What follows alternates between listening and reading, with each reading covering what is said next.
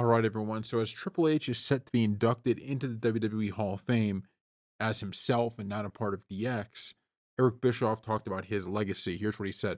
Here with Triple H, you got a guy that worked his way up. He started in WCW for crying out loud and made his way to WWE and wasn't necessarily a super high profile player, certainly not in the beginning. It wasn't like he was pushed down anybody's throat. I think over the last 7 or 8 years prior to Paul retiring, I think he was shoved down our throats a little bit. But the guy really does study the hit industry, not just from a wrestler's perspective, but from the business perspective.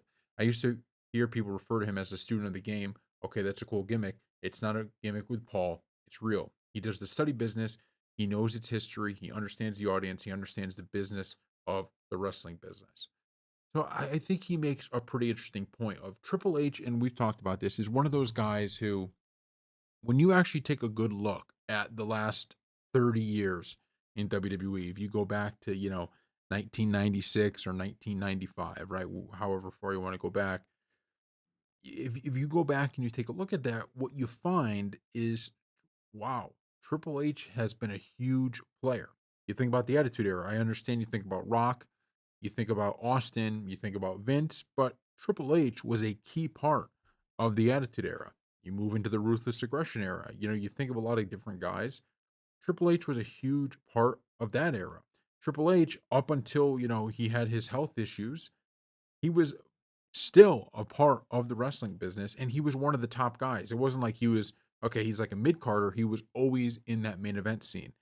He was also part of multiple really good factions. The two I that come to mind the most are DX, one of the greatest of all time, and Evolution, another fantastic one. Evolution was just full of stars, and he helped lift Batista and Randy Orton to where they would, become really big time guys. So I think Triple H is always kind of underrated almost as a wrestler because we talk about, guys that had that legacy and had that longevity, and Triple H is at the top of that list. And now he's continuing that with what he's doing, as the head of creative. But that's the key part is that it's the longevity aspect of Triple H. Austin was great and he remains great, but Austin was at his peak and running hot for, 3, 4 years. And I understand even to this day, people still love Austin. So he's still, on top, but Triple H was a guy doing it for years. He was a guy doing it from the get go.